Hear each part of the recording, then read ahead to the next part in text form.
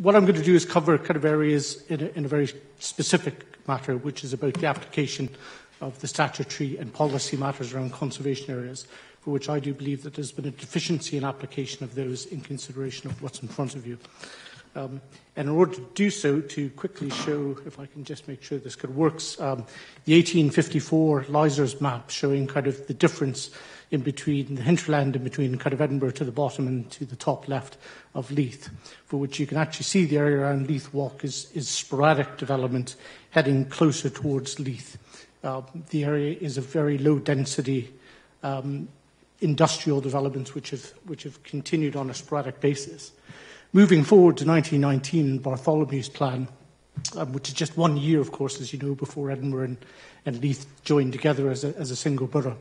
The area has developed up much more significantly, but in the northern area, you can still see that the layout around the railway dominates this kind of industrial kind of use, which is low density, and does include some tenements, which I'll come to in a moment. And in a little bit more detail, you can actually begin seeing this where you find engine works, chemical works, a variety of industrial kind of things, all of which are low density, meeting the fact that this is always a bit of hinterland.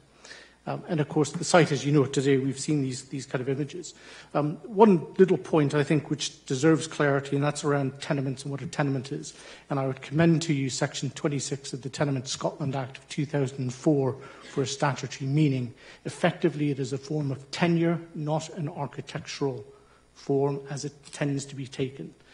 So you can have two-storey tenements, and that's what used to be on this site, just to get that kind of point clarified. Now, Section 64 of the Planning, Listed Building Conservation Area Act has already been highlighted to you. But what I wish to kind of emphasise is that Section 64 is a general duty in the discharge of planning functions and is therefore equal to your duty in discharging the development plan under Section 25 of the Main Act. So you need to give equal weight in your assessment that you have today. We've already heard about the provisions of that. And it's one of the very few parts of not only this Act, but of planning legislation that has been subjected to significant and repeated legal tests and scrutinies, which therefore means that our understanding of the meanings of the words have actually been set down in terms of the courts and in terms of case law of aspects of Bath Society, Steinberg, South Lakeland, Palmer, etc., all define the application of Section 64, which basically achieved in terms of the concept of preserving and enhancing is noted in South Lakeland as achieved either by the positive contribution to preservation or by development which leaves character or appearance unharmed, that is to say, preserved. It is known as the do no harm principle, which has been driving conservation area management since then. Now, both the Council and Historic Environment Scotland state that the existing buildings contribute positively to the conservation area. And it's worth noting that these buildings have been included in the conservation area when it was extended in 1998 with the deliberate intent to make sure that their character was conserved, was preserved and enhanced. So it was a very deliberate, conscious state to introduce a regulatory power for you to manage.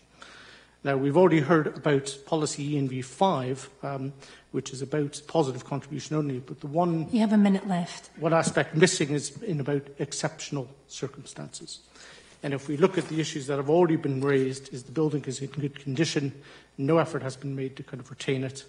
I would assert that the development proposals present no public benefits over and above that aren't or haven't already been contained within the building, and that additional benefits could be accrued by retaining this building with development in behind the site. So when I think of what the exceptional circumstances are in front of you, the issue of dealing with it on balance does not meet your statutory duty to pay special attention to conserving or enhancing these buildings on site. And as a result, I would commend you to put this application to one side and refuse consent based upon your statutory duty to manage a conservation area. Thank you. Thank you. If you turn your mic off for a second. So are you saying that the railway building wasn't in the conservation area prior to 1998 and it was added into the conservation area. Is that a correct interpretation of what you're saying? Yeah, in 1998, both the Madeira and Old Leith conservations were merged together, and the Leith Walk was extended to be a major extension to Leith Walk. Hitherto, it had not been included in any conservation area, and that was in 1998 that decision was made under the North East Edinburgh local plan. To just point of fact, to include this building, and it wasn't previously included in any conservation area, is that correct? It's an excellent question, Convener. Very specifically, this building was included with a very tight boundary line drawn to its immediate west gable.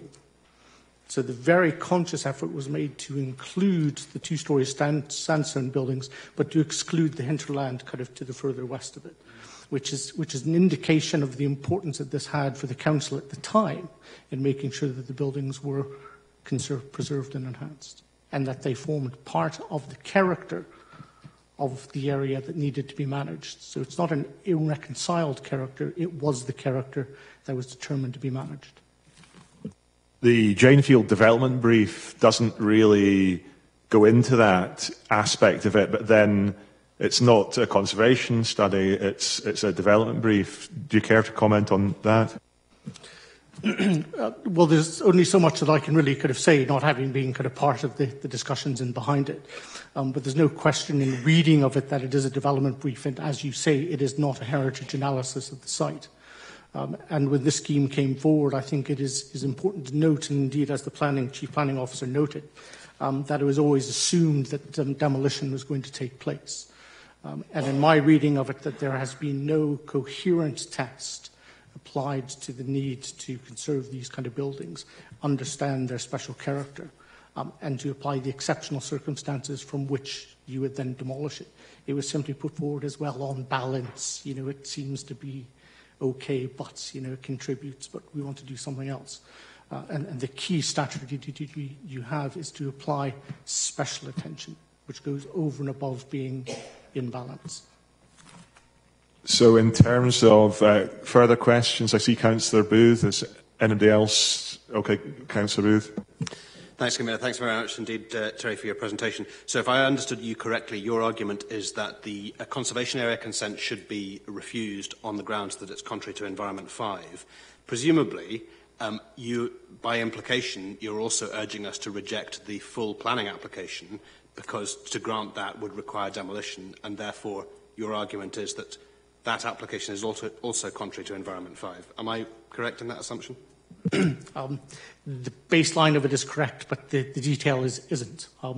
The issue around conservation area consent is a separate part of the Conservation Area Act, I think it's Section 66, which is a technical application of dealing with unlisted buildings proposed for demolition, so it is relevant.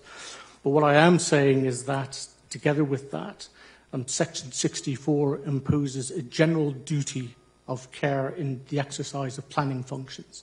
That's what the Act says. So it is an equal duty to applying Section 25 of the main Act for you to make an assessment. Now, it seems a little bit of splitting hairs, but they are, so much of planning law is about kind of splitting hairs and nuances.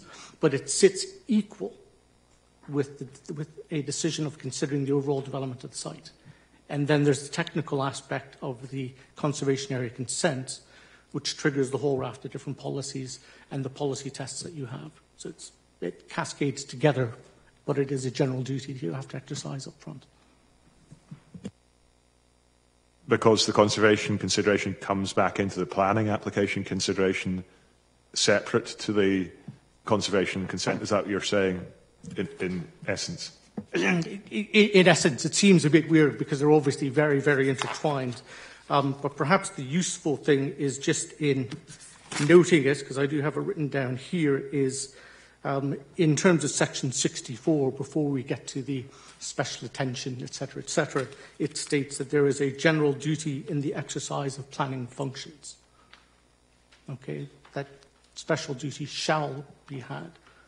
So it isn't just the technical exercise around conservation area consent and aspects of policies. I think in terms of how the Council's development plan works with it, it's quite seamless. And so the policies are quite robust in terms of their wording and their intent, where in other places that may not be the case. But it is part of the general functions of discharges you as a planning committee need to meet.